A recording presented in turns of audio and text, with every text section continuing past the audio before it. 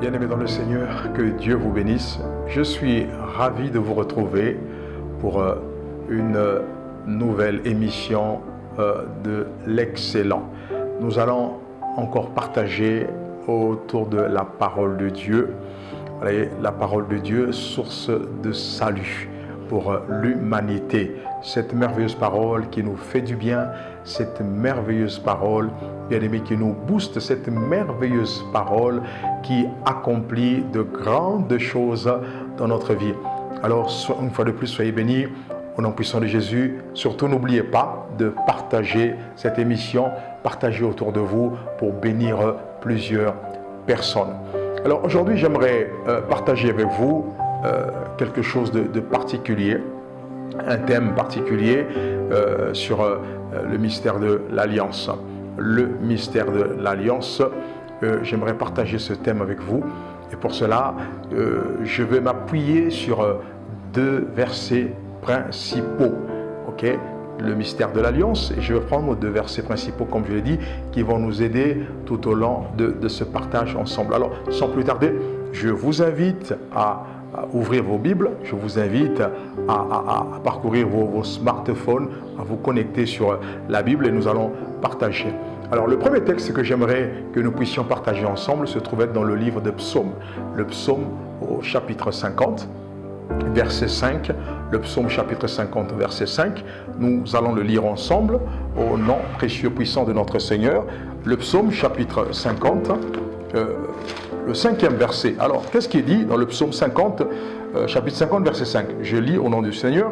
« Rassemblez-moi, mes fidèles, qui ont fait alliance avec moi par le sacrifice. » Rassemblez-moi, mes fidèles, qui ont fait alliance avec moi par le sacrifice. Verset 6, on peut le lire également. « Et les cieux publieront sa justice, car c'est Dieu qui est juge. » Écoutez ce merveilleux texte. Rassemblez-moi, mes fidèles, c'est Dieu qui parle, qui ont fait alliance avec moi par le sacrifice. Waouh! Dieu appelle ceux qui ont fait alliance avec lui au moyen du sacrifice, il les appelle ses fidèles. Rassemblez-moi, mes fidèles, mais pas n'importe quel fidèle. Ceux qui ont fait alliance avec moi par le sacrifice. Voyez-vous, nous comprenons là que la notion de sacrifice est une notion hyper importante. Je répète, la notion de sacrifice, bien aimé, est une notion hyper importante pour Dieu. Alors, j'aimerais sans plus tarder embrayer sur le second texte qui va également nous aider à comprendre quelque chose. On va lire dans Genèse chapitre 27. Je vais lire dans Genèse chapitre 27. Isaac devenait vieux et ses yeux s'étaient affaiblis au point qu'il ne voyait plus. Alors il appela Ésaü, son fils aîné, et lui dit « Mon fils !» Et il lui répondit « Me voici. » Isaac dit « je suis vieux. Voici donc, je suis vieux, je ne connais pas le jour de ma mort. Maintenant, donc, je te prie, prends tes armes, ton carquois et ton arc, va dans les champs et chasse-moi du gibier.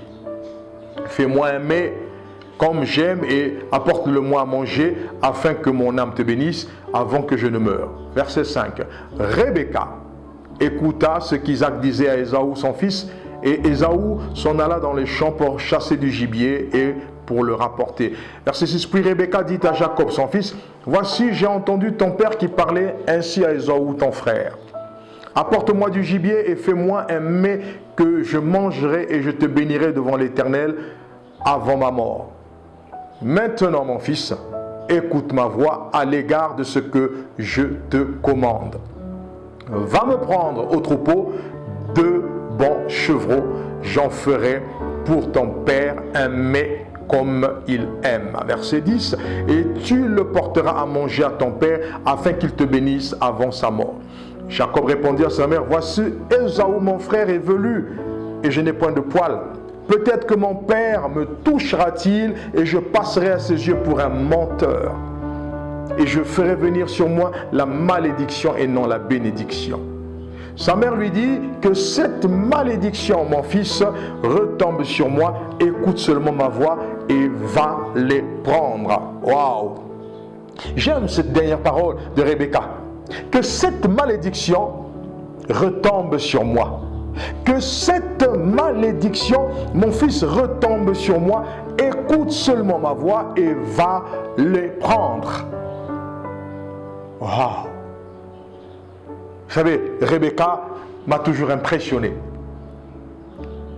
Rebecca est cette femme, l'épouse d'Isaac, qui avait entendu la voix du Seigneur, à qui le Seigneur avait dit, pendant qu'elle était en grossesse, à qui le Seigneur avait donné une révélation, à qui le Seigneur avait parlé et avait, bien aimé, imprimé dans son cœur des paroles d'alliance, en lui disant que l'aîné serait assujetti au plus petit.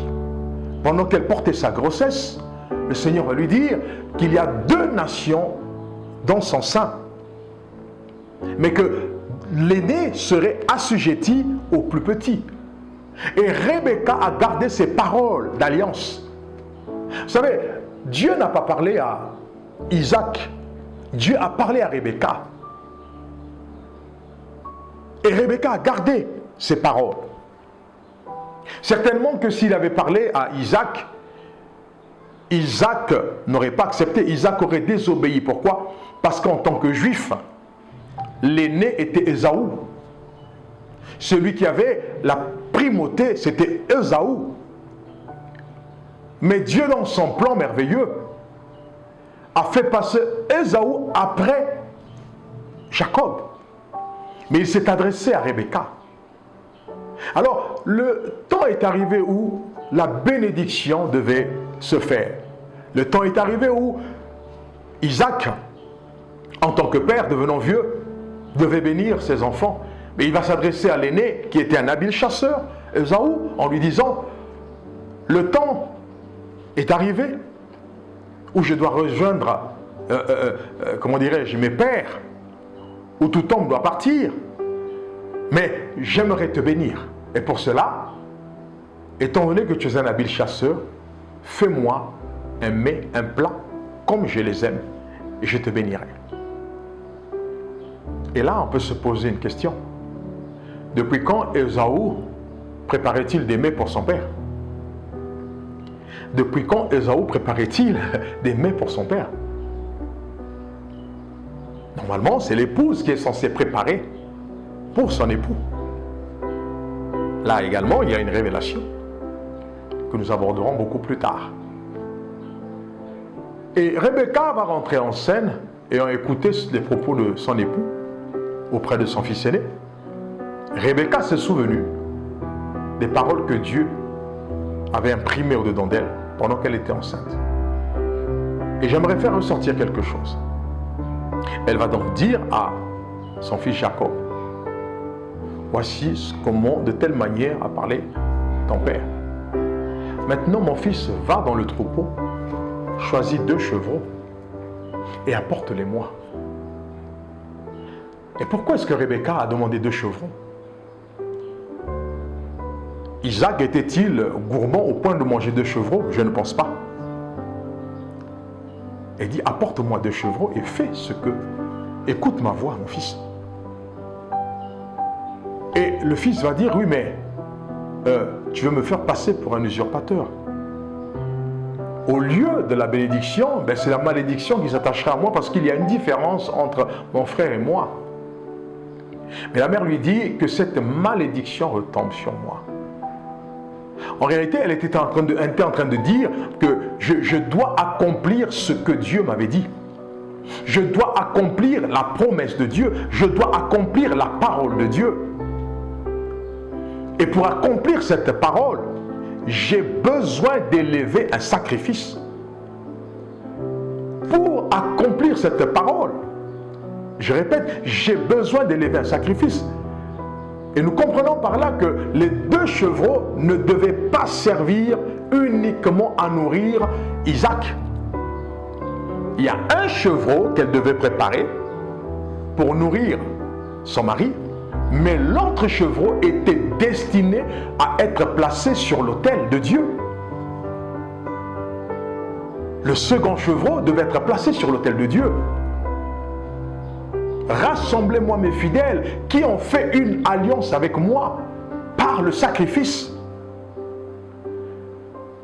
Et là, elle devait sacrifier à Dieu afin d'accomplir les paroles que le Seigneur lui avait dites, afin que, bien-aimé, Jacob puisse occuper la première place. Parce que comme disait Jacob, mais si mon père découvrait la supercherie, il me maudirait. Et il dit que cette malédiction retombe sur moi. Non pas sur moi, mais elle retombera sur celui qui m'a donné ces paroles, sur celui qui m'a révélé qu'il y avait deux nations. Et pour cela, elle devait élever cet autel. En d'autres termes, cette malédiction, si elle devait avoir lieu, allait retomber sur le chevreau que je sacrifie à l'Éternel. Et là, quand nous voyons, bien aimé, qu'il y a une préfiguration, parce que la Bible dit qu'il a déchiré l'acte dont les ordonnances nous condamnaient. Il les a livrés en spectacle, il a triomphé de par la croix. Et Rebecca avait cette assurance que la supercherie ne serait pas découverte et que deuxièmement, Dieu était en train d'agréer ce qu'elle faisait. Pour ceux qui ne comprennent pas la parole, beaucoup auraient qualifié Rebecca d'une mère indigne. Mais j'aimerais dire à quelqu'un que l'accomplissement de la parole de Dieu passe par le sacrifice. L'accomplissement de la parole de Dieu, il fallait qu'elle élève ce sacrifice. Il fallait qu'elle dise à Dieu, je viens sceller les paroles que tu m'as révélées pendant que j'étais enceinte. Et nous connaissons la suite. Après cela, qu'est-ce qu'elle a fait? Elle a donné à son fils un vêtement en poil pour pouvoir être comme Ésaü. Parce que la particularité d'Ésaü, c'est qu'il était un habile chasseur. Il avait une main qui savait chasser. La main, c'est le symbole du travail. La main, c'est le symbole de la force. Chose que Jacob n'avait pas. Jacob n'avait pas la main d'Ésaü. C'est la raison pour laquelle il fallait offrir à Dieu un sacrifice afin que les paroles, la bénédiction du patriarche Isaac s'accomplissent des faits, soient suivis des faits, j'ai envie de dire, dans la vie de Jacob. Bien-aimés, ce sont ces deux passages que le Seigneur a mis à cœur de partager avec vous aujourd'hui. Rassemblez-moi, mes fidèles, qui ont fait alliance avec moi au moyen du sacrifice. L'alliance devait être scellée, je l'ai dit, et Rebecca a scellé cette alliance par le sacrifice. Et Dieu a agréé ce qu'elle a fait. Dieu a agréé sa parole. Et Dieu est derrière sa parole. Alors la question que j'aimerais nous poser ce matin, cet après-midi, ça dépend de l'heure à laquelle vous nous suivez. Avez-vous fait une alliance avec Dieu? Comprenez-vous le mystère du sacrifice? Est-ce que vous comprenez le mystère du sacrifice? Et je dis le sacrifice agréable à Dieu. J'aimerais prier avec vous, comme c'est la coutume dans cette émission, que le Seigneur vous accorde la révélation, que le Seigneur vous accorde sa grâce, que le Seigneur vous accorde sa puissance, que le langage du Seigneur soit scellé. Apprenez à sceller chaque révélation que le Seigneur vous donne, afin qu'elle s'accomplisse. Ici, je ne parle pas de sacrifice de boucs, je ne parle pas de sacrifice d'animaux. Mais le vrai sacrifice, c'est celui qui a été immolé à la croix de Golgotha en la personne de Yehoshua. Le vrai sacrifice, bien-aimé, c'est Christ. Et la Bible nous dit, dans le livre de Romains, chapitre 12, au verset 1, nous pouvons le lire. Romains, chapitre 12, au verset 1, le Seigneur nous parle en disant ceci, je vais le lire avec vous. Je vous exhorte donc, frères, par les compassions de Dieu, à offrir vos corps comme un sacrifice vivant, saint, agréable à Dieu, ce qui sera de votre part un culte raisonnable. Offrons-nous comme des sacrifices vivants, saints et agréables. Attachons-nous à Jésus de Nazareth. Mettons notre confiance en lui. Il dit aussi dans Jérémie 33:3, invoque-moi, je te répondrai, je te montrerai les choses cachées que tu ne connais pas. Je le répète, on n'a plus besoin d'aller sacrifier des animaux. Mais le sacrifice est là. Attachons-nous à Christ. Vivons par Christ, pour Christ et avec Christ. C'est là le véritable sacrifice dont nous avons besoin. Un sacrifice de transformation. Un sacrifice d'excellence. Un sacrifice royal. Alors la question c'est, as-tu fait alliance avec Jésus de Nazareth? Tu veux que tes desseins s'accomplissent, tout au moins que les desseins de Dieu s'accomplissent dans ta vie. Le sacrifice est prêt. C'est Jésus. Approche-toi du trône de la grâce. Crois en lui. Dispose-toi pour lui. Seigneur, dans le nom précieux et puissant de Yehoshua, Éternel, tu es le sacrifice établi et je prie pour que tu te révèles à tous ceux qui te cherchent. Je prie pour que tu te révèles à ceux qui ont besoin, qui ont soif de toi, au moyen de ta parole. Car il est écrit qu'il envoya sa parole et sa parole les guérit. Seigneur, à toi la gloire, à toi l'honneur, la majesté et la puissance.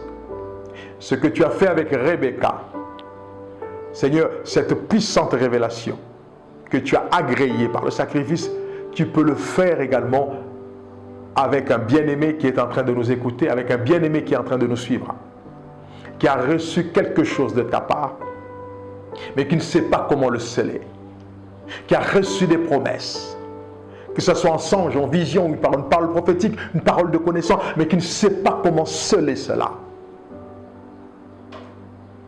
Éternel, révèle-toi. Ta main n'est pas courte pour sauver, ton oreille n'est pas trop dure pour entendre.